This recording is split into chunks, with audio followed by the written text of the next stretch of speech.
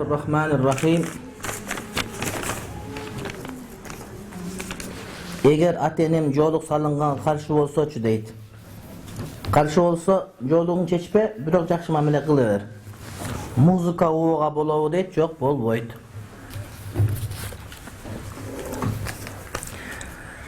Kүйögө тийген kız үйдөн кеткенден кийин кайнене, кайнатасын гана ыраазы, же күйөөсүн ыраазы кылып өз ата-энесин жон гана катташу керекпи? Мага күйөөгө тийгенге чейин ыраазы кылышың керек, эми кайын журтуңу кара деп айтты дейт. Ооба. Бул деген сөз эми күйөөңүн ыраазылыгын ал сен. Бирок ата-энең унутта калтырба деген сөз, колуңан келишинче аларды капа кылба деген сөз. Сен ыраазылыкты кантип түшүнөсүң? Күнүгө барып кашык менен окат берген түшүнөсүңбү? Эмнени түшүнөсүң сен, айтчы гана. Буга ыраазылык кылсаң, буларды ыраазылык кылба деген түшүнүк жок да. Ата-энеңи дагы, кайын журтуңу дагы, күйөөңү дагы бардыгын бир учурда ыраазы кылсаң дагы болот. Бир аз акыл эстүү болуш керек, бардыгы ордуна келет.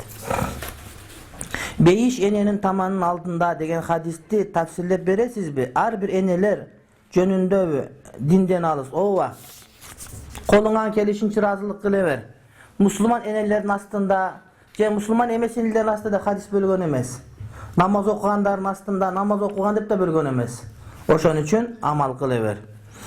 Сиз психология жактан билим алгансызбы дейт. Жок. Бирок динибиз ошондо үйрөтөт бир нерселерди. Жок, мен молдомун мен шариат илим алгам. Фыкых, усулул фыкых мен адис дегем. Ооба. Фыкых, усулул фыкых. Эгер адистик боюнча сүйлөсөк. Сөөк ооруларга Курандан сүрөөлөр. Ал китебимди жазып жатташтап койдум дедиңиз эле, ошолорду гезит журналдарга чыгарсаңыз болобу дейт. Болса керек, мен көбүнчө эле баштап анан кайра токтоп калат меники. Мен сабактарым менен, телевизор, радио менен алек болом дагы, анан адамдар менен жолугушуп алек болуп калып кетет. Абдан каалайт элем мен. Эч ким менен сүйлөшпөстөн, жолукпастан кечке отуруп китеп жазганды, ал ушундай көп адамдар ушинтишет.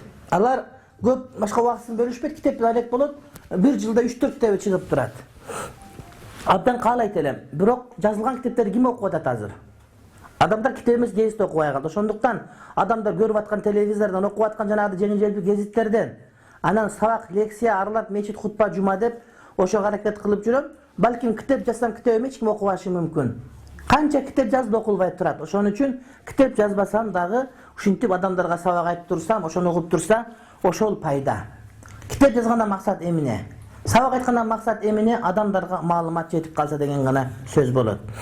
Кыз киши спорт түрүнөн күрөш жагына катышса болобу? Болот. Эгерде ошол кыздар менен күрөшсө. Анан балдар менен күрөшсө болбойт. Эми кээде балдар менен күрөшкөнгө туура келип калат. Көчөдө кетип атсаң, бирөө келип тийсе, жыга чапсаң сооп болот. Өгөй эне каарыган атабызга туура эмес сөздөрдү айтып, балдарына каршы коет. Атам биздин сөздү укпайт, бизден капы болуп калат. Алыста жүргөндөрүбүз да телефондо сүйлөсөк да сүйлөгүсү келбейт. Кантип жакшы жашашыбыз керек? Аял динде эмес, байлыкты өтө жакшы көрөт, өзүнүн 4 кызын гана ойлойт дейт. Ким эмне кыласың? Атаңар ошол чай берип атса, ошол жакасына картып атса, атаңар андан ажырап калгандан коркот. Бир аялдан ажырап калган эркек жаман, аялга билинбейт. Ошон үчүн ал ануккан карагасыз болот. Ошон үчүн силер атаңардын көңүл алгандан мурда ошол өгөй апаңарды алдап соолап, ошого көйнөк жоолук нават алып берип, курсагын тойгузуп, ошонун көңүлүн алсаңар, анан ошо менен атаңар да көңүл алынган болот. Бак жаш баладай болуп калат да, аялдын колун ырай берет.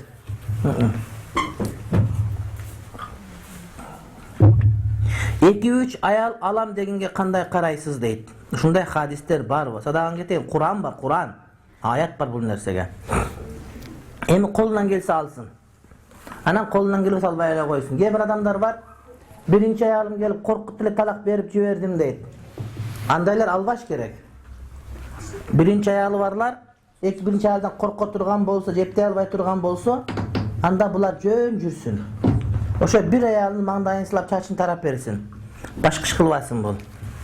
Birinci ayalım bilip kalıp talak verip koydum. Anan uşuntip koydum, anan kızlarım gel uruşup ket talak verip koydum degen erkek tekst düşün albayım ben. Eğer uşunda boron gele turgan bolsa, tura turgan bolsoň al, bolbosam alba. Antip ayaldardy kortutpagynam. Ayalı küyösü menen menen aytışat. Bir söz kalbay deydi. Düşünük beriniz yok. Ayalda toktop kalgandy öğreniş gerek, küyöde toktop kalgandy öğreniş gerek. Şındygynda biz aytyp atkan sözler ukkanga jakşı, biroq amal kılganga kıyın ele bolat. Ötele kıyın bolat. Benim bir çoğun alım dostum var. Dünýölük deňgeldegi alım çoğun dostum var.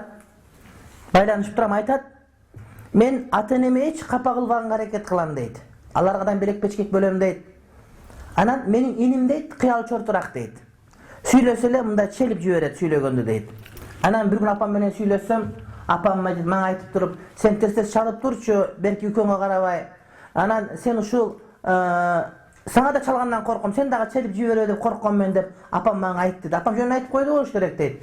Biroq men uşunça jakşı mamele kılsam dagı çelip jiberesiňmi dep aytkandyk üçin men apama narazı bolup jürdüm dagı deydi. İçimen oýlanyp turup, men daima süýlegönde ata-enege narazı bolboş gerek dep aýtyp, anan süýlegen söz başka, amal kılgan taptaky başka ekenini bilip kaldym deydi da. Oşon üçin uşul jerde ukkan sözlörüňerge eger amal kıla turgan bolsoňor, hiç wagt üýüňizde zışı bolbayt tugandarym. Bizde problemany bardy uşunda. Sahabalar paygambarыбызdan bir ele söz ugup, oşoga ömür boyu amal kılıp baktılı oluşkan, biz okugan malumatda öte köp bizdeki. Okugan kitaplar polka jinalat. Ukkan hadislerimiz min dep sanalat. Ana biz baktınızmı ne üçün? Amal kılbayız. Amal kılbayız. Oşol sebepten. Oşoga gelgile ukkan amal kılalıp. Ayal kişi güyösüne mamile kılganda daima oşol güyösüne kanda mamile kılış gerek degen oýlanyş gerek. Güyöň senin baldaryňy çoňunda ele mamile kıl. Anı juup tarap durbasan bitip ketişi mümkin güyöň. Anı karabasan bomuş bolup kalyşy mümkin. Sen göňül gurbay koysan güyöň adam katarından çygyp kalyşy mümkin. Anı sorat, anı erkelet, anı jakşı dosup al. Açusu gelgen wagtda kede kıykırganda al özü üýdün kojoýuny sesin üçün aga sen süýlebey koy. Korkumuş etip kalsan al süýünüp kalat. Men kojoýun ekem dep. Kede şentip dağı koy. Al özün jakşı sezip kalsın. Taşta hiç kim tokotpoyt, köçege gat hiç kim tokotpoyt. Jumuşunda sami pasledi tokotpoyt. Aylygyndan kıynalat, ana seni kıykırasın. Yok degende üýünde özüň padişahy setsin da. Butnap gel, tapiçkesi tap gele koy. Moýundan massaj kılıp ber, jakşı tamak ber. Jöngül ataňa ruhtu atat dep balдар uruşup koy içine. Oşentse güýön saňa razı bolat. Sırtdan bildirbeýt, içinden abdan razı bolat. Sebäbi dünýede birle sen any alyp peştep karap bagyp atasyň. Bir kıykırsa jogap berbe. Un çykpay kal. Sabır kıl. 5-10 minuttan keyin sen kanday sabır kılsaň, aldasaň oşondoy sabırdylyk menen mamile kılat. Senin siňdiň bar. Güýö balan bar. Senin bir tugan iniň bar, geliniň bar. Geliniň gelmegis. Sen oýlaýsyn, gelinim üköme, inime şunday mamile kılsa dep kalaýsın.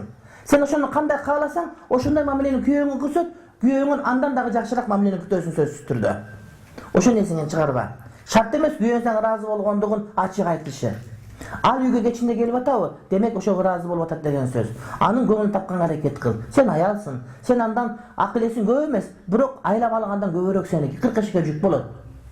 Oşon üçin any aldap gerek bolsa, göňülüni soğurutup, oşonu güýö kılba seni mildetin. Aýtyşpa, aýtyşkandan jakşylyk tappaýsın. Hiç wagtda bir iýgilik any menen jetişpeýsin bir tuganym. Boyumda 5 yaşımda balamdy 5 yaşında hafizge bereyin degen, birok men küýöm menen ajraşyp ketkem. Andan jogap suraşym gerekpi deyt. Jok, mundan desege jogap surabaýsın, bere beresin.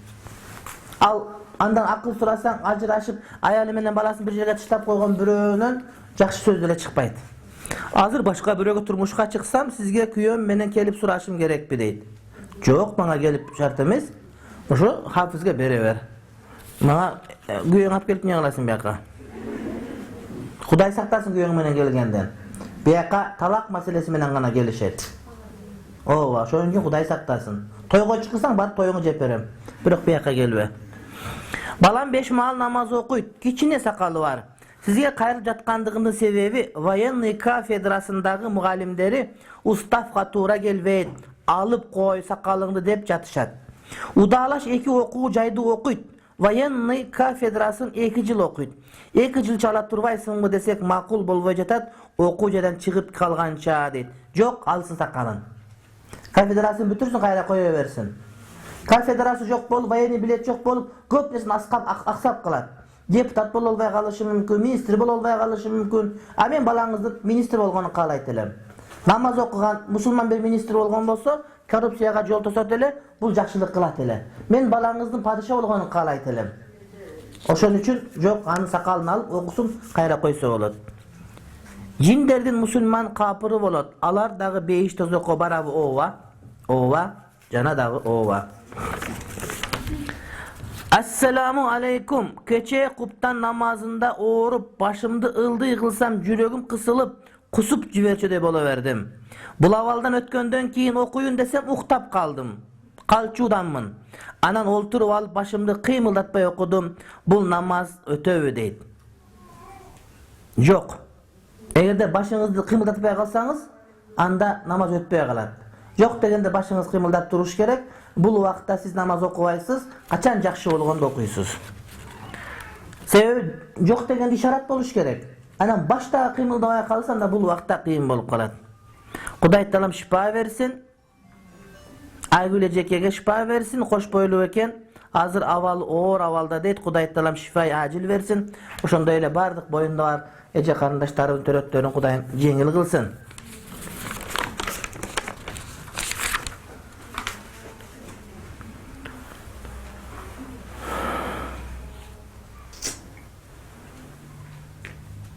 Sizge bir suroom бар дейт. Көчөлөрдө, парктарда улгайган аялдар, жаш келин кыздар колдоруна ыйык китеп деген, күрөң түстөгү, калың китепти ар түстөгү бейиштеги жашоолор деген сүрөттөрдү көрсөтүп, Ийса пайгамбар жөнүндө айтышып, элди үгүттөп жүргөндөрүн көрүп жүрөм. Кече неберем менен паркта отурсам, бир келин, бир жаш кыз экөө келип мага да айта баштады. Мен кечирип койгула, менин ишенген, сыйынган бир гана улуу ыйык Раббим, жалгыз гана Аллахым бар деп туруп, неберем менен кетип калдым. Түнү менен ойлонуп чыктым. 2 кызды капа кылып койдумбу деп. Сиз бул жөнүндө кеңешиңизди уккум келет. Эң туура кылгансыз. Колундагы китептерди топтоп алып, өрттөп туруп, экөөнү көчүгүнө тээп кубаласаңыз, мындан жакшы болот эле. Акмакчылык кылып атышат. Тыйынга сатылып элдин бардыгын бузуп атышат. Ошон үчүн ал туура кылгансыз сиз. Урматтуу бир туугандар, мен айтайын деген башка маселе. Мектеп жашындагы кыздарыбызга, балдарыбызга, баарыңардын балдарыңар неберелер бар, камерасы бар, WhatsApp боло турган соткаларды бербегиле, арам болот. Аларга эгерде телефон көтөргүсү келсе, эч нерсеси жок, телефон гана чалгангай бар, жанагыдай простушка жөнөкөй гана телефондорду алып бергиле. Себеп дегенде биздин кыздарыбыз, балдарыбызга ар кандай сүрөттөр жөнөтүп, эркек аялдын жылаңач жыныс мүчөлөрүн жөнөтүп, ортосундагы мамилени жөнөтүп, ошону менен кыздардын уяты кетип атат.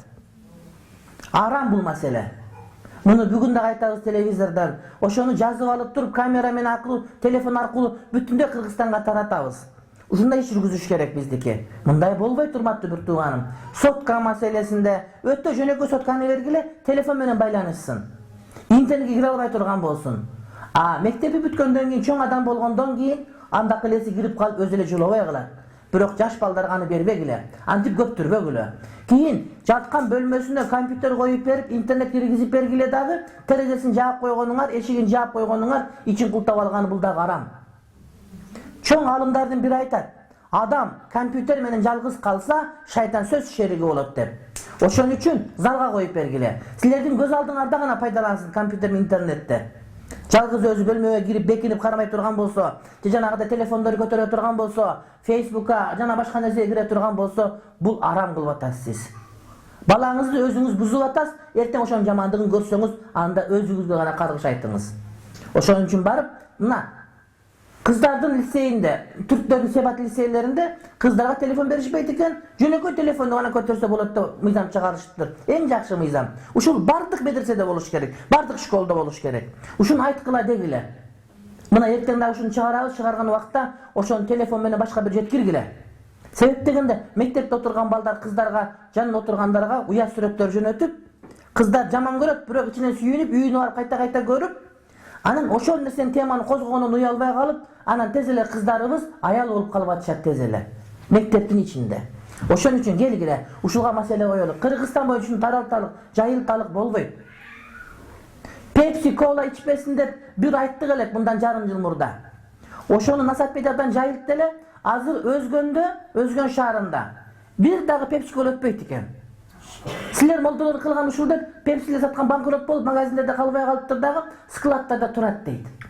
Эгер биз ичпей койсок, албай койсок арам нерсени, өзүнө-өзү банкрот болот. Эмнеге арак заводдор көп бизде? Ичип атабыз ошон үчүн. Келгиле ошентелик. Ошондой телефондорду балдарыбыздан, кыздарыбыздан алалык. Эже сиңдилерге айталык ушуну. Ушул арам экен, бул арам, шексиз арам бул нерсе. Күнөөкөр ушул нерсе. Сүйлөшкөнгө жөнөкөй телефон менен деле болот, же телефон жок деле күн өтө берет. Телефон жок эле өтүп келгенбиз, жашап келгенбиз, келген ашып кетсе 5-10 жыл болду. Арам.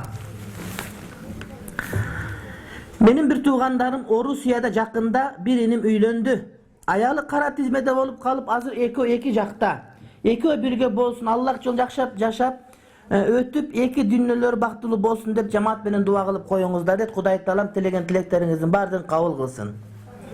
Bir байке bir эжеден 150 миң сом карыз алып, 150 миң сом.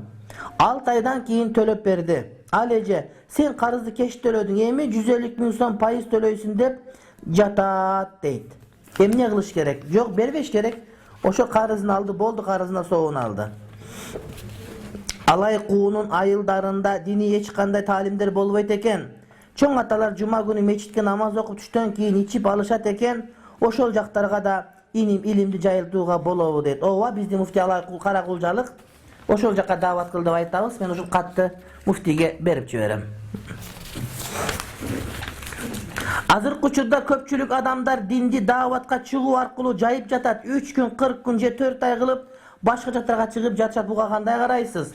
Жана дагы сакалчандардан, сүннөт кийген адамдар туура эмес таасир алып жатышат. Муну кандай кылсак болот дейт. Сиз бөлөк бир жерде маалымат угуп калсаңыз керек. Ошондуктан акы жалат болбоңуз. Мына Алай куда көрүп атасыз кандай болгондугун. Муфти барбаган жерге, мен барбаган жерге, сиздин жакшынака креслого отуруп, жылуу жерде, свети бар жерде лекция окуган, костюм кийген жылтырак устазыңыз, күнүгө бетине крем койгон эжекеңиз барбаган жерге ошол сакалы бар дааватчы барып атат. Телевизор тартпаган жерге ошол барып атат. Сиздин устазыңыз менен меңа бирөө машина коймоюнча, жылкы соймоюнча барбайбыз. Бирок ошол дааватчы өзүнүн сасыган рюкзагына жүктөрүн жүктөп алып, Алай кууга, ат башыга, ак музга чейин барып атышат. Ошон үчүн алардын маңдайын өбүңүз. Аларга жардам бериңиз. Элдерди исламдан качырып атат дейбиз, а бирок жылаңачтар эмне кылды? Бардыгын өлтүрүп атышат. Ошон үчүн келгиле анталашпайлык биз. Сизге айтып койгон болсо, андай болбош керек, мындай болуш керек деп, пайгамбардын сүннөтүн коюп сакал коюп аткан болсо, бизге жаман көрүнсө мейли. Ата-баба сакал коюп келген биздики. Орус келгенден кийин гана сакал коюлбай калды. Сакалы жок эркектери жаман көрүшчү бизде. Бул жанагы гей болуп кетиптир деп. Сакал жок эркек менен мына мен учурасам, мен денем диркилеп кетет, аял менен кучаташып аткандай болуп.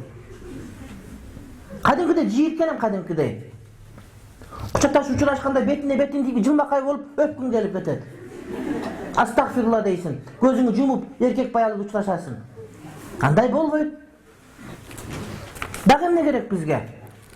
Эми адамдар өздөрү сакал коюп эле, өздөрү узун көйнөк кийип эле башканы жамандай бериш керек. Туура, ошентип аткандар дагы бар, ошентип даават кылгандар бар, адамдарга жакшы көрсөтүп даават кылабыз дегендер дагы бар. Аллах ыраазы болсун. Бирок башканы жамандабаш керек.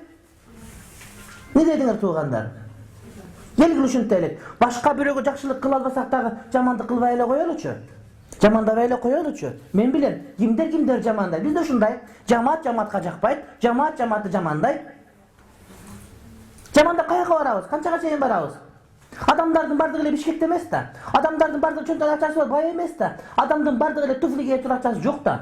Мына мен сапожканы 4 жылдан бери кийип жүрөм, бир сапожканы. Анан сапожканы кирген деп үйгө киргизбей коебузбу?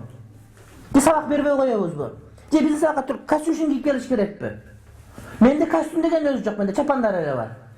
Канча керек мисалы үчүн? Ошон үчүн келгиле, кулакка жага турган сөз айтса эле туура болуп кала бербейт. Мейли ал деле аракетин кыла берсин. Бирок бул сакалчандар аракет кыла берсин. Сакалы сасык дейт, жыттап койдук барып биз. Таң калам ушул нерсеге мен. Tuura, taza kiyiniş gerek. Ana sünnet giyген adamlar yok. Sünnetten kaça versin. Sünnet giyip paygambardın giyimi. Paygambardın giyimin kiyip alsak jaktırып aytkan bolsa, demek Kudayın jakşılık kalagan jeri jok alarga. Kete versin kalagan jagına bara versin. Anda joluk salınğanda jol çeçip koyuş gerekpi. Joluktan jükket adamlar der. Jılagaş köçöge tursan çekpеш gerek banda. Kempirlerдің бардығы жаман көрөтүн жолукту деп. Андай болбойт. Жакшы көрсөң дагы ушул дин, жаман көрсөң дагы ушул дин. Адамдарга жакшы көрүнөбүз деп динибизди өзгөртө албайбыз. Ошентип өзгөртүшүп Египет эмне болду, башкалар эмне болду? Андай кереги жок. Дин ошо сүннөтү менен дин, урматтуу бир тууганым. Кечирет каттуу айтып койгон болсом, бирок чындыгында мына алайкун эме эле окуп бүттүк элек биякта бизчи. Бир жерге барсаңыз билесизби, адамдар кантип атышат, нике эмне экенин билбегендер бар. Ошол ким айтып койду барып? Мен айткан жокмун, сен айткан жоксуң. Ошол сүннөт көйнөк кийген, сакал кийген, үшүп, ошакка барып айттага бир тыйын берип койдукпу? Жок. Демек айтып аткан чыкпаш керек. Бирлер өзбек ажы жамандайт, өзбек ажы мындай деп. Өзбек ажы кылганын бирөөнү кылып койдуңбу? Ошентип телевизордон сүйлөп атасың, ошентип китептерди чыгардыңбы? Жок. Көп адамдар өзбек ажы менен мусулман болгондору бар. Абы шүкүрдү бир жаман көрөт, сакалын алып жүрөт деп. Абы шүкүр кылганды кылып койдуңбу сен? Сен сакал өстүргө башка эмне ишиң бар сеники? Биттет сакалыңы. Ар ким ишин кылып атабы? Ошонун жакшы жагын көргөндү билиш керек. Жаман жагын унуткарыш керек. Жакшы жерин айт, жаман жагы өлүп кетсин, өзү менен болсун. Сен жаман издеге милдеттүү эмессиң. Сен адамдын жакшы жерин издеп таап, ошону бактаганга милдеттүүсүн. Жаман жерди Кудайын териштирип алат. Сен өзүң жаман болгон үчүн адамдын жаман жерин көрөсүң. Эгерде сен жакшы болсоң, жакшы жерин көрө алат элең. Адамдардын баарын жакшы көр. Салафилер жаман дейсиң. Салафиң Багдат мечиттен окуп атат. Сен үйдөн дагы окубайсың Багдатты. Кызбут жаман дейсиң. Onun kыздары кийген кийимдери белден обтяжка эмес, көкүрөктөрү көрүнбөйт, жолуктан жакшы оронуп жүрөт. Сеники кандай? Көзүңү төрт боек менен боёйсуң. Мурдуңа ате сүйөгө салып алгансың. Анан булар кызбуттар мындай дейсиң. Түрктөрү жаман дейсиң. Түрктөрүн таптаза кийген тапичкелери. Даратканасында таптаза сазыбайт. Сенин даратканаңда 114 чымын учуп жүргөн болот. Кайсыл жамааттын жакшы жерлерин айт. Бардыгыбыз мусулманбыз, бир тууганбыз. Ошентип келе бир туугандар, антпе келе.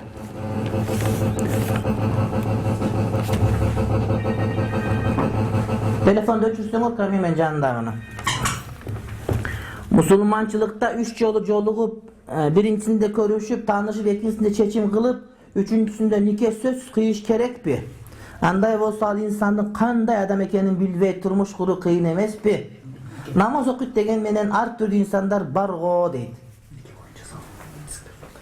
Nomuru kança? Nike degen disk var sıkka çıksanız, Nasat Medya'da. 4 türü var. Nike, Muslima, Savaktar var Nike jönünde. 4-5 savak var. Oşonu uksanız bolot. Savak Nike degen жазуу бар içinde. Nike degen жазуусу бар. Oşonu uksanız sizge жооңуз, жана сиз сурайын деп сурай албай калган сурооңузда жооптору бар. Muharram ayındагы орозону кандай тутуу керек айтып кетсеңиз дейт. Бул 10-чу Muharram болот. Ошондо тутабыз. 9-10-унда ага чейин да сабак болот бизде. Бүгүн 2-чи Muharram. Allah sizge razı olsun. Берейин деген суроо менин жолдошум намаз окуйт, баңгизат колдонот дейт. Көптөн бери. Кандай кылып токтотууну билбейм. Тилим менен айтып, колум менен акырында жүрөгүм менен кайгырып дуа кылдым. Кандай кеңеш бересиз? Ушунуңуздан жазбаңыз, дуа кылыңыз, акыры бар ордуна келер иншалла. Биз ойлорубуз үчүн да сурак болобу? Сураганым, атам ичимдикке берилип баратат. Үйдө тынчтык жок. Мен силерди билип жатам деп көп, багып жатам деп көп милдет кылат. Кээде атамдын өлүп калышын тилеп жиберем, тагыраак, тынчыраак жашайбызго деп кайра коркком ал оюмдан дейт. Жок, сен өлүп калсын дебе, сен Алла хидаят берсин деп дуа кыл. Атаң менен энеңди угуш керек деп айттыңыз. Ал эми кайнене менен кайнатага кантебиз? Аларда дуасы эмне болот дейт. Кайната менен кайнене ата-энеде эмес албетте. Бирок алар таптакыр нөл дагы эмес. Алардын да эгерде аларга зулумдук кыла турган болсоң дуасы кабыл болуп калыш ыктымалы бар. Бирок биз айтып аткан сөздөрдүн бардыгы өзүңдүн атаң, өзүңдүн энең. Кээ бир адамдар ата-энеси келсе, аялдар, келиндер, дасторкон жайнатып кайната кайнене келсе, эптеп эле ардан бери кылып коет. Андай bolboyt. Kızmatyňy ata-enеңe dagы, kayınçotoşuň dagı kılsaň, ökönüne birde kılsaň gana kүйöň razılıgyny tabasyn. Turmuşka çykkandan kiyin kүйöň ata-enеңden dagı jogorу turat. Ata-eneň razılıgy kayınçotoň algan mamile menen bolat.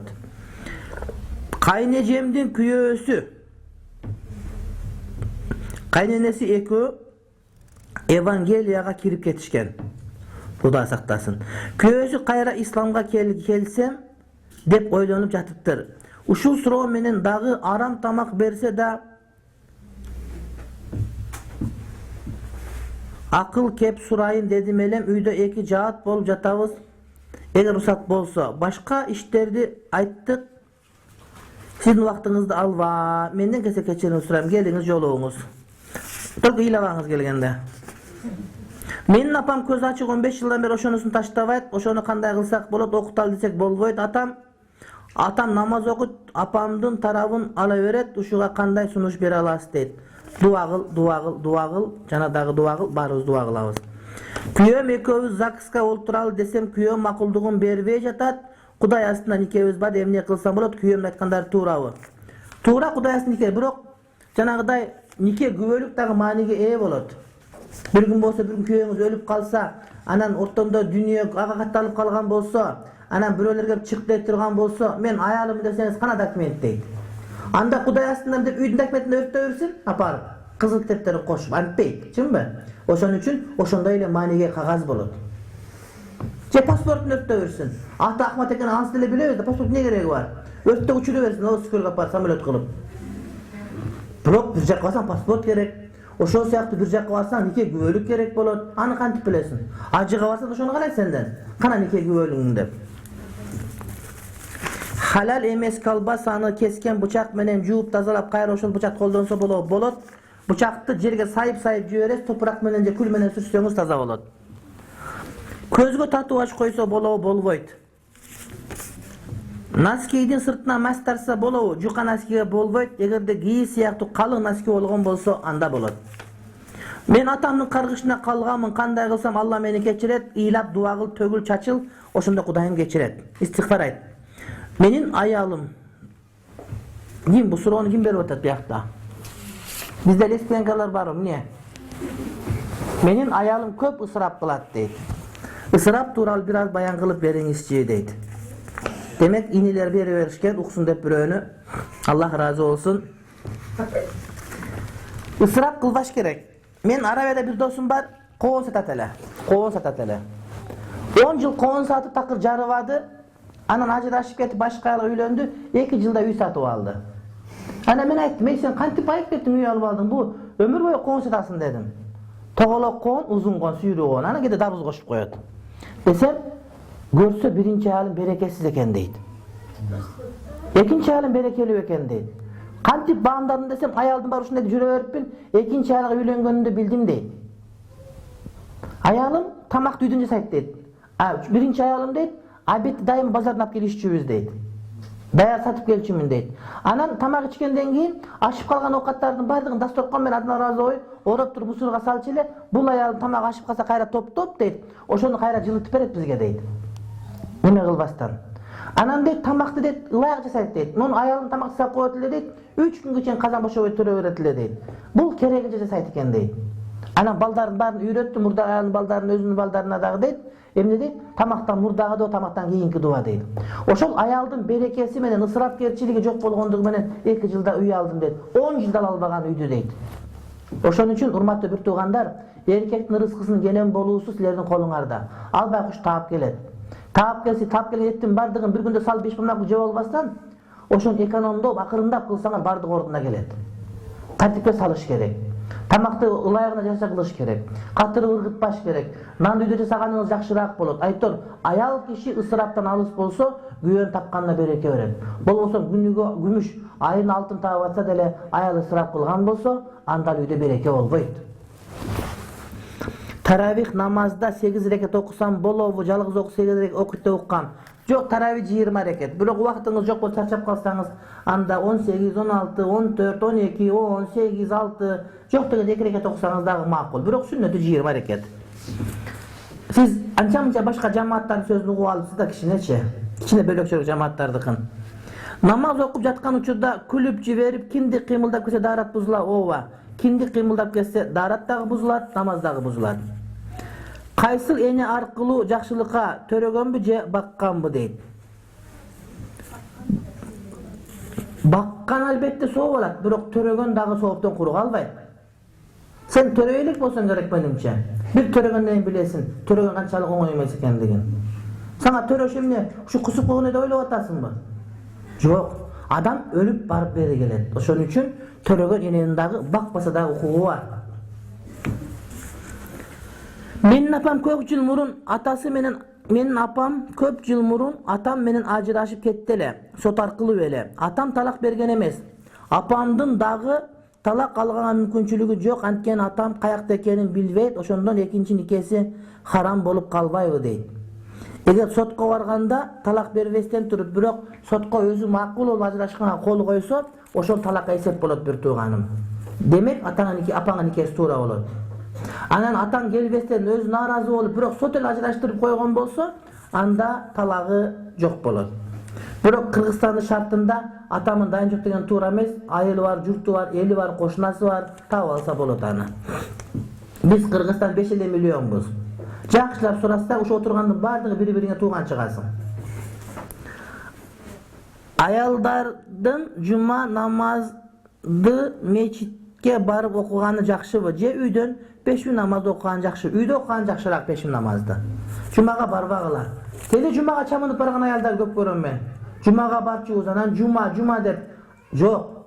Динди үйрөнгөндөн кийин уят болот барбагынын. Сабактарга кел, башка талимдерге бар, бирок жумага барбагынын. Жумага ошо биз уруксат беребиз. Жаңы динге келип эчтекени түшүнбөй айткандар, байкуштар келсе келип кетсинчи макул деп коебуз. Болбосо сенин үйдө окуган намазың жакшыраак карындашым. Мен кафеде официант болуп иштейм. Мен процент менен иштейм. Процент менен акча алам, бул күнөө эмеспи? Кандай официант канча процент менен алат деген сөз? Андай эмес. Сеники процент эмес ал. Сен айтат да, мисалы үчүн, сен канчандай кызмат кылсаң, ошол адамдын канча окатчын 10% сага тиет да. 10%. Бул процент эмес. Бул жөн эле сен үрүшүң. Процент деген бирөөгө 100 сом акча берсе, сага 120 сом кылып берсе, ошого сенин эмгегиң адам адал, эненин үстүндө адал. Только аракташыба жолугуңу салын, сеники процент эмес.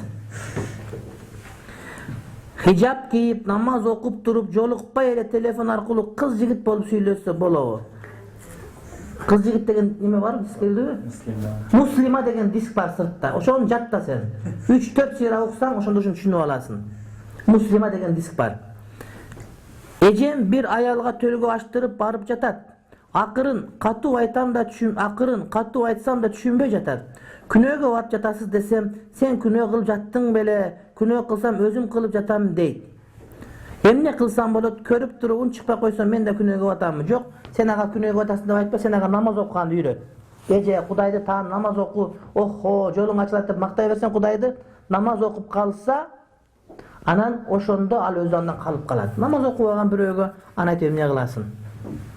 Сиз өз балдарыңызга прививка алдыргансызбы дейт. Ооба. Бирок аля рагми анфи ана, менин каалома каршы. Мен Сауд Аравиясында жашап, ошакта дээрлик балдарым бар, ошакта төрөлдү. Анан ал жерде прививка алдырбасаң башка калбайт. А жерде пара деген түшүнүк жок, мен билгенден. Анан айласыдан балдарыма прививка алдырганбыз. Ооба. Анан ошол убакта прививканын зыяндуу экени жөнүндө маалымат да аз эле бизде. Тилекке каршы. Ассаламу алейкум, менин эжем бар. Ал намаз окуганда 1 жылдай болуп калды. Мурдагы жаман иштерин токтотуп Аллахтын жолуна келди, альхамдулилла. Бирок бир гана нерсени таштаган жок, ал тамеки.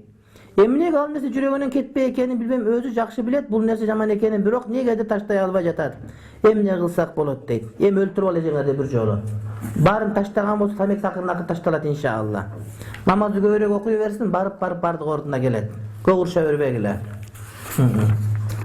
Аллах разы болсун. Бирок таштай турган болсо, таштап койсо бир күндө болот. Менин бир досум бар. Өмүр бою тамеки чеккен, ажыга кетип атканда бир күндө таштаган, ошондон бери 5 бал намаз, анан ошондон бери 3 күн дават ай сайын, анан колунан келишинче, анан тамеки таптакыр жок. Бирок таштап койсо болот экен. Таштай албай атам деген бул кайсарлык эле. Кайсарлык эле. Эгер кыз киши илим алып жаткан учурда күйөөгө чыгуусу керек болуп, күйөөгө чыккандан соң күйөөсү университетке барып илим алуусуна каршы болуп, үйдө отуруусын кааласа, алып жаткан илимин таштоо керекпи дейт. Күйөөң ишеничтүү болуп, сени бага турган болуп, олуттуу болуп, ырыскысы кенен болуп аткан болсо, анда укканың жакшы. Анан жакын күйөөгө тийгенде күйөөң билбейсиң, балким 1 жылдан талаңы берип кетип кала турган, жоопкерчилиги өзү булжурбай болуп, саат 10го чейин сасууктай турган болсо, анда жок. Бизнеси бар, ишин кылып аткан, тиричилигин кылып аткан, тың болуп, жашоого олуттуу караган болуп, келечекте сен ажырашпай багып кете турганын биле турган болсоң, токтолуп калган болсоң макул. Бирок сен өзүңдү да ойло да. Сен өзүң 17-тесиң, ал 18-де молокосос өзү. Атасынын пенсиясын сен багып аткан болсо, анан окуба деп тейтелем десе, анда окушуң керек болот ал убакта. Эртең ачка калба сен дагы. Окууңду бүтүп күйөөгө тий. Мына ушундай. Жоолук менен окуган болсоң, ага кызганбаш керек. Кээде ушундай. Состояниясы жакшы болгон, аялын багала турган, жашоого олуттуу карагандар болот. Алар окуба десе, Кудайга 1000 мертебе шүгүр деп китептерин ыргытып жибере дагы отура бер үйдө. Анда макул. Анан кээ бирлер жашоону түшүнбөйт, билбейт. Болгондо эле кичине сакал коёт, 3 күнгө дабатка чыгат, анан сени кызганат, башка иши жок аныкы. Жок, анда окушуң керек болот карындашым. Неге? Кокус эртең ажыраш жери жок калсаң, балдарың бакканга сага кичине кагаз керек болот. Эгерде намаз окуп жаткан учурда анан же апаң жатан чакырып калса, окуп жаткан намазды таштап чыгыш керекпи? Ооба, сүннөт намаз окуп атсаң, а парз намазды жок, бузбайсың. Чоң энем апамды кичинекей кезинде таштап кеткен. Азыркы учурда атамды дейт. Атам апасы менен катташпайт, атамды кантип көндүрсөк болот? Бирок апасы да бир жолу келген эмес, экөөнү кантип катташтырсак болот дейт. Силер катташа беле чоң энеңер менен, анан атаңар акырын ордуна келет. Дуа кыла берсеңер, бардык ордуна келер иншалла. Багымдат намазын күн чыгып кетпесин деп парызын окуп койгондон кийин күн дагы эле чыга элек болсо сүннөтүн окуса болобу? Жок, ошо бойдон калып кетти сүннөт. Ассаламу алейкум. Багымдат намазын 2 рекет сүннөтүн окуп бүтүп, дароо эле парз окуса болобу же бир аз күтүп анан окуш керекпи? Бир аз күтүп окуганыңыз жакшы, бирок зереге турган болсоңуз дароо окусаңыз боло берет. Тахажжуд намазын окуганда 2 рекет окусаң кунут дуасын качан айтат? Дегеле тахажжуд намазынын окулуш тартиби кандай? Тахажжуд намазы нафил намазда 2 рекет, 2 рекет, 2 рекет. Аерде дуа кунут деген жок. Дуа кунут бул витр важипта гана бир тууганым. Демек тахажжуд жанагы багымдат 2 рекет сүннөтүндө кылып эле окуй бересиң каалашыңча. Адам өлөт, өлгөндөн кийин 40-тык, пейшембиликтер, жылдык, ак кийди деген салттардын эмне кереги бар дейт. Эмне кереги жок болсо, муну жоюу иштерин жүргүзсө болот. Ооба, булардын бардыгы харам, бидат болбойт. Анын бардыгы жок болуш керек. Айтып атабыз, эми укпай атат бардыгы. Мен жамаат намаз окудук эле. Анан жанымдагы эжелер ар кандай жыгылып турат экен. Бирөөсү рукуга барып сажда кылып, ордунан сыraz эле туруп кетти, олтуруп анан туруш керек эмеспи? Дагы бирөөсү жыгылып турган эркектердикинде экен, өзү кимиси туура? Сеники туура. Сен окуй бер, анан калганыныкына маани бербе. Аялдар жамааттын окубайт, өзүн жалгыз окугунун. Ушул жерде, ушул центрде окутуп аткан намаз эң туура намаз. Ошол Гүлхаваз жеке Айшеге окутуп аткан намаз, ошол пайгамбардын аялдары окугандай Айша энебиздин, Фатима энебиздин, Хадиша энебиздин намазы. Анан калгандарды укпа. Кантип эркек намаз окуйт? Анда азан айтсын, анда шоттамен намаз окуй берсин, эркектер шоттамен намаз окуса болот. Көкүрөгүн ачып алып намаз окусын, эркектер көкүрөк ачып окуса боло берет. Кантип эркектер намаз окуш керек аялдар? Туура эмес ошонун таптакыр. Эч убакта аялдын ama эркектикиндей болбойт. Аялдык аялдыкындай болот. Ошол билип билбей окушкандар бар, ошентип эркек талтайып туруп окушат. Колдорунда эркектердикиндей кылып алып болбойт андай.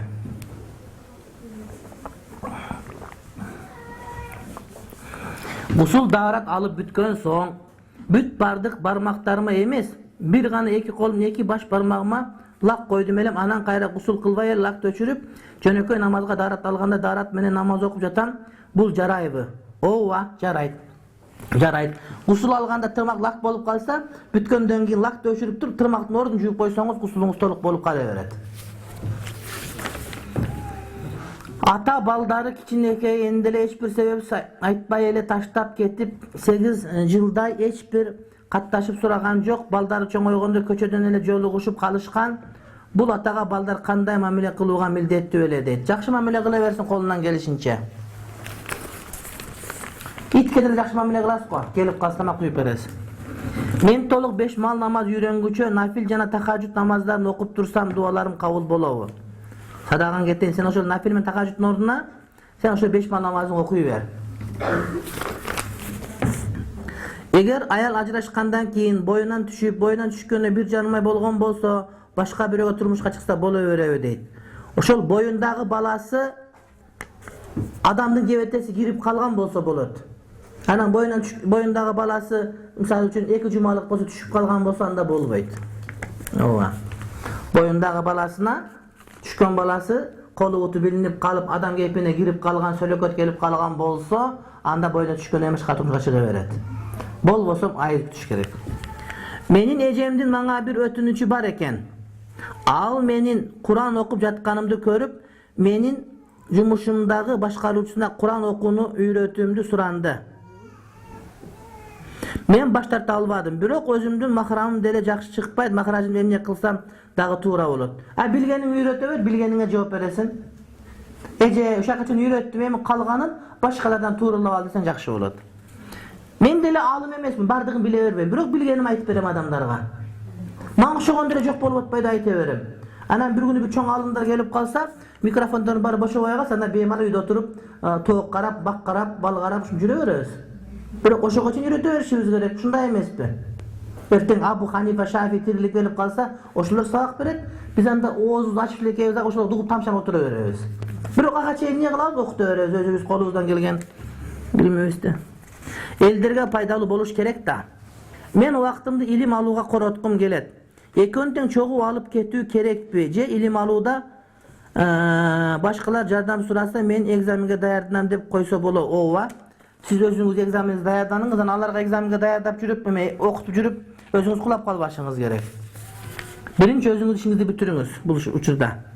Карызга акча берсе сооп болот, абдан сооп болот. 2 жолу карыз берсеңиз, 1 жолу ошол акчаны бекер бергенден сооптуураак болот. Менин эжем Орусиянын жарандуулугун алайын деп жатат, бирок ал жакта жоолукка уруксат жок экен, же уруксат берилиши кыйын экен. Паспортко жылаңбаш түшө берсин, бирок жөндө жолуктан жүрө берет. Себеби Орусияда деле мусулмандар бар экен, мен билем.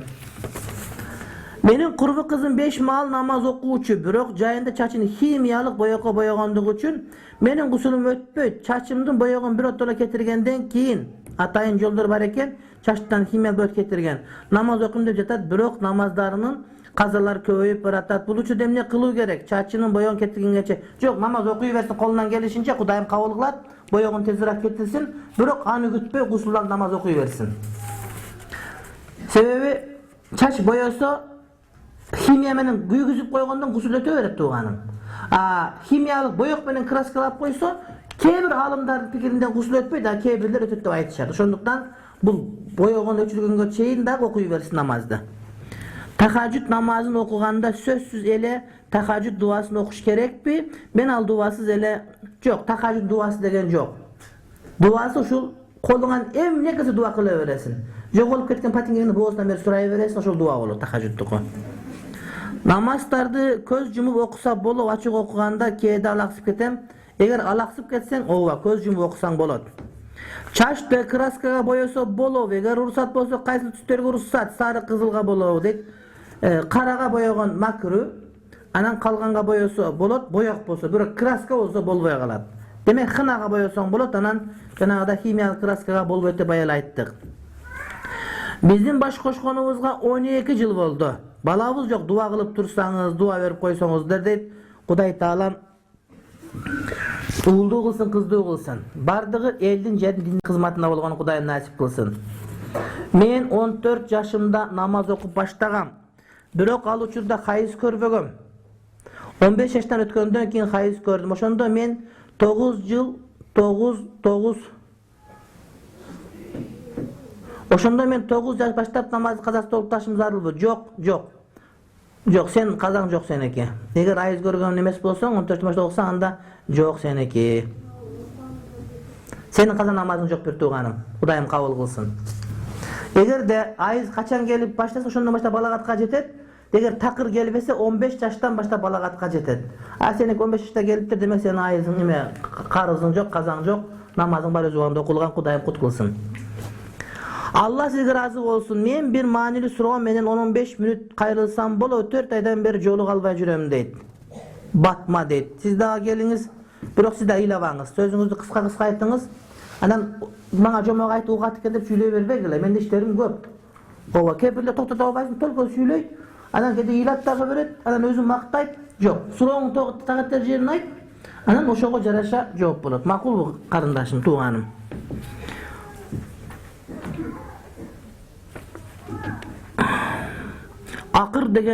Аңыр деген казга окшош жапай канаттуу бар. Ал саздак жерде байыралат.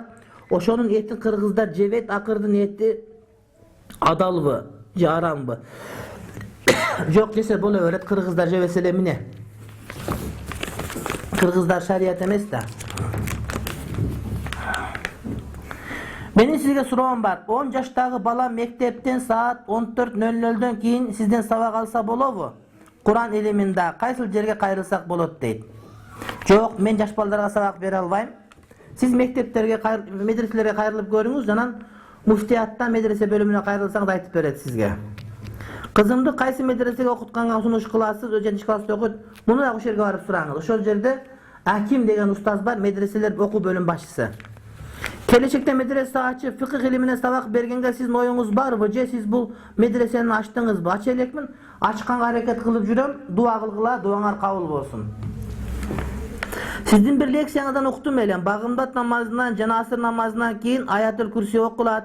Beşim şam kuptan namazından keyin Ayatül Kürsi okulbayt. Bunun özü paygambarın sünnetde ayttığınız tuğra düşündüğümü yok kata düşüngönüz. Bardık namazdan Ayatül Kürsi okulaveret. Bolgonu Bagımdat menen asırdan keyin sıraz okulat, al emi beşim şam kuptandan keyin sünnetini okup alıp turup okuyuz.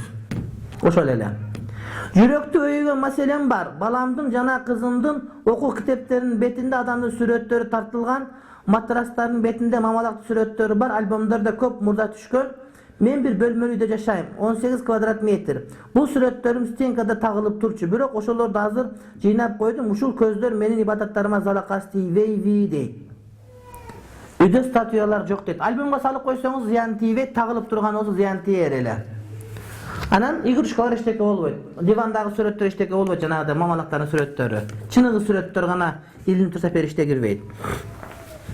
Bişkekte ulu ejeler okuşat turgan medreseler barбы? Убакыт өтсө дагы ilim alуу keç emes ko. 40 yaştan aşıp kalgan ejem medrese okuyun deyt. Mına uşul oturgan jeriňiz medrese. Uşul jerde mına başkarıp atkan kızlarga kayrılsaňar ejekeler nasip kılsa jardam berişet. Atam Ubaydullah'nın arak içpey namaz okup kalışına cemaat menen dua kılıp koyuңuz deyt. Kuday taalam Ubaydullah taksırga jana başkalardan bardın araktan alыс kılsın, amin. Abdülaziz degen musulmança iman jana arak içkenin tıyuunu cemaat menen dua kılgıla deyt. Abdülazizge dagı Kudayım oşo araktan kutulgan nasip kılsın. İnisi nurlan karızlarından kutulsun. Anan ılayıklı жерден üylengeni Kuday taalam nasip kılsın. Ulan degen musulman küye olası var eken singdiz jönünde kam görünü Kuday taalam nasip kılsın. Ayda degen musulman kızlarman musulmanga karızlarından kutulgan Kudayım nasip kılsın degele bardık karızı barlardan bardığın Kuday taalam nasip kılsın. Allah'a jakkan jana özümdü münözüme ılayıklı küye berүүnü Kudayım razı nasip kılsın deyt. Kudayım sizge jaga turgan küyönü, siz jaga turgan küyönü Kudayım nasip kılsın. Biz 5 yıldan ayabay kırsıktadık. 11 tuğan elek, 3 ağam, 3 ejem uda kaza oluştu. Andan soň enem insult bolup al kaza olup kaldı. Andan keyin atam depressiya bolup üyden çıkıp ketken boyunca tabılbay kaldı. Bu yıl 9 yıl bolot. Allah'tın bizge bergen sınagı dep sabır menen çydap jaşap kele jatabız. Turmuşka çykyp 3 balal bolgonumdan keyin küyöm kaza boldu. Tuğandarыбыз айылдагы koşnalarыбыз силерде дуа барго, үйүңөрдө залатышыңар керек деп ошол туурабы? Сизден суранарым. Калган түрү бир туğanдарым Бейшембай кызым Айрамгүл, Жипар, балдары Марсбек, Калысбек үчүн жана биздин балдарыбыз үчүн дуа кылып, мындан аркы жакшы мындан аркы жакшылык болуусуна дуа кылып коюңуздарды өтүнөм дейт. Ооба, үйгө мына дис сатып алып, ошонун ичинде Аль-Бакара, Али-Имран сүрөлөр жазылгандар болот. Ошону үйгө коюп койсоңор, ошо менен үйгө дуа суу агылганбы тазаланат. Анан сууга дем салдырып, ошону буштарга чачсаңар дагы жакшы болот. Анан Кудай Таалам ушул тирүү калган бир туугандарыңыз, алардын балдарын өзүңүз бала чагаңыз аман эсен кылсын. Кудайым жакшыларга шер, жамандардан алыс кылсын. Кудайым ушул жерде отурган эже карындаштарыбыздын бардыгынын, апаларыбыздын бардыгынын тилектерин Кудайым кабыл кылсын. Окуп аткандар окуусун ийгиликтүү окутсын. Жумуш жокторго жумуш берсин. Күйөөс жокторго күйөө берсин. Ажырашып жүргөндө жараштырсын. Таарынышканда табыштырган болсун. Кудай Таалам намаз окутуп, такыбадар болуп, өзүнөн башка муктаж болбостон жакшы турмуш кылганды Кудай Таалам насип эткен болсун. Раббана атина фид дунья хасана ва фил ахирати хасана ва кина азабан нар. Амин. Би рахматке архамар рахимин. Урматтуу эже карындаштар, кыздар, апалар, араб бир туугандарыбыз келип силерден кабар алгысы келип аткан экен. Эгер мүмкүнчүлүгүңөр болсо, ошолор келип силер менен байланышканга чейин кетпей турсаңар жакшы болот окшойт. Ошентип менден суранышту эле. Ассаламу алейкум ва рахматуллахи ва баракатух.